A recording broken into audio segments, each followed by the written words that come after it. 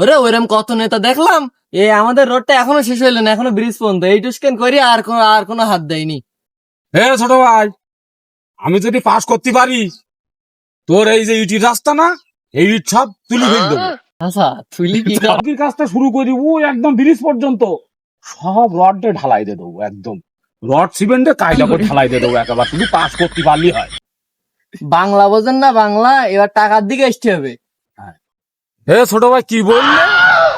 আচ্ছা বলো তোমার রেট বলো দেখি, বলো তোমার রেট বলো। বেশি না, আমার বাড়ি মনে করেন 4 জন রই, আপনি 4,000 টাকা তো দিলে হয়ে যাচ্ছে। ছোট ভাই টাকা নেবা তুমি, কসকসি লোড, তোমার একদম 3 কান দিয়ে দেবো, 3,000 টাকা তুমি নেবা, বুঝাও? এতে তুমি ওটা কথা বলো না আর। আমি এর আগে বলো সব শেষ করে দিয়েছি, এবার শ্বশুর বাড়ির জমি জায়গা বেশি লাগিস বলো আবার। হ্যাঁ ঠিক আছে তাহলে ছোট ভাই, তাহলে বলো আমি এবার চলে যাচ্ছে তোমার বাড়ি বাসায়, গ্রামগঞ্জে যে যা আছে, তাহলে ভোটটা সবাই বল দিও যে ভোটটা কিন্তু এবারে ভাই ভোটটা দিয়া লাগবে, ঠিক আছে? তা ঠিক আছে, ভালো থাকো, ঠিক আছে? আচ্ছা ঠিক আছে, ঠিক আছে, ঠিক আছে।